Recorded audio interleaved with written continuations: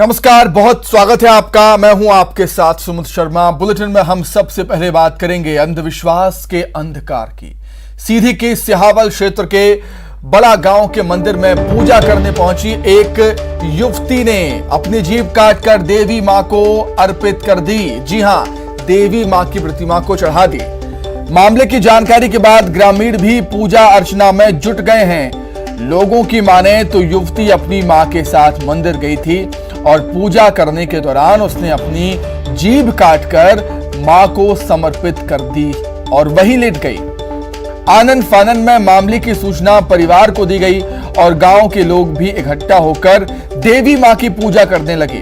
खबर मिलते ही स्वास्थ्य विभाग सहित पुलिस अमला भी मौके पर पहुंचा, लेकिन लोगों की आस्था प्रशासन पर भारी पड़ी। हालांकि मौके पर पहुंचे डॉक्टर ने युवती का स्वास्थ्य परीक्षण किया और युवती के जल्द ही स्वस्थ हो जाने का भरोसा दिया है। वहीं लोगों का मानना है, लोगों को उम्मीद है कि मां की पूजा के बाद युवती की जीभ फिर से वापस आ जाएगी।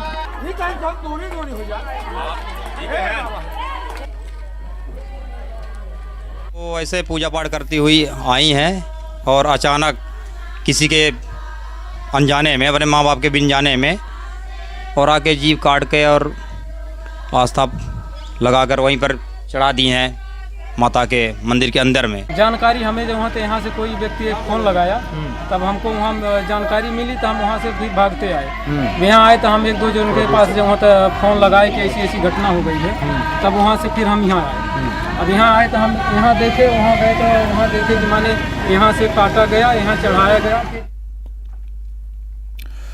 तो सुना आपने, लोग बता रहे हैं कि किस तरीके से युवती आती है मां के मंदिर में, अपनी मां के साथ पहुंचती है, अपनी जीभ काटकर मां की मूर्ति, मां की प्रतिमा को समर्पित कर देती है और वहीं पर लेट जाती है। तो देखिए आप, कितना खतरनाक साबित हो सकता है। लेकिन आस्था पर अंधविश्वास हावी है और अंधविश्वास का अंधकार हम इसे कह सकते हैं। लोग भी पूजा पाठ करने लगे वहां पर। देखिए, महिलाओं की भीड़ आपको तस्वीरों में नजर आ रही होगी। बड़ी संख्या में महिलाएं पहुंची हुई हैं। पूजा पाठ मंदिर में शुरू हो चुका है और तो और लोगों को यह उम्मीद है कि मां की पूजा के बाद युवती की जीभ वापस आ जाएगी। देखिए, चलिए आखिर माजरा क्या है वो हम समझेंगे। सीधी संवाददाता हरीश द्विवेदी जुड़े हैं फोन पर। हरीश, आस्था पर अंधविश्वास जब हावी होता है तो लोग वो कदम उठा लेते हैं जिसे कतई नहीं उठाना चाहिए। आखिर यहां पर हुआ क्या? बिल्कुल सुमित, आपने ठीक ही कहा है कि जिस तरीके से आस्था और अंधविश्वास का एक खेल है, ग्रामीण इलाकों में ज्यादातर देखने को मिलता है। यही वजह है कि जो युवती थी वो अपने मां के साथ मंदिर में पूजा करने पहुंची हुई थी, जहां पूजा करने के बाद ही माता रानी के सामने अपनी जीभ काटकर उन्हें उनकी प्रतिभा पर समर्पित कर दी है। हालांकि अभी ग्रामीण जनों को यह भरोसा है कि जो जीभ युवती ने काट के प्रतिमा पर समर्पित किया है वह जीभ फिर से वापस आ जाएगी, जिसके लिए ग्रामीण जनों द्वारा पूरी तरीके से जद्दोजहद की जा रही है। बल्कि पूजन अर्चन का भी दौर शुरू है और पूजन अर्चन का दौर अभी चल रहा है। हालांकि जो प्रशासन के लोगों को जब इस मामले की भनक लगी थी तो मौके पर डॉक्टर सहित तमाम पुलिसकर्मी भी पहुंचे थे, लेकिन जो ग्रामीण जनों की आस्था थी उसके आगे उन्होंने भी माथा टेक दिया और डॉक्टरों ने प्राथमिक तौर पर युवती का स्वास्थ्य परीक्षण किया। उन्होंने भी दावा किया कि कुछ समय बाद सब कुछ ठीक ठाक हो जाएगा। तो मानो कि अभी भी यहाँ जद्दोजहद जो है तो चल रहा है। अब तक जो युवती की जीभ जो है वो वापस नहीं आ सकी है, लेकिन ग्रामीण जनों को यह आशा पूर्णतः विश्वास है कि जो जीभ युवती ने काट के माता प्रतिमा के सामने चढ़ाया है वह फिर से वापस आकर जुड़ जाएगी। ऐसे में देखना होगा सुमित कि क्या कुछ आगे निकलकर सामने आता है। सुमित, हरीश, हम तस्वीरों में देख रहे हैं और तस्वीरें हमारे दर्शक भी देख रहे हैं कि जिस युवती ने जीभ काटी है वो मां की मूर्ति के सामने लेटी हुई नजर आती है। देखिए, उसके ऊपर चुन्नी भी चढ़ा दी गई है। तो क्या हालत हुई होगी उस युवती की उस समय जिस वक्त उसने जीभ काटी? डॉक्टर्स का क्या कुछ कहना है और परिजन क्या कहते हैं इसको लेकर?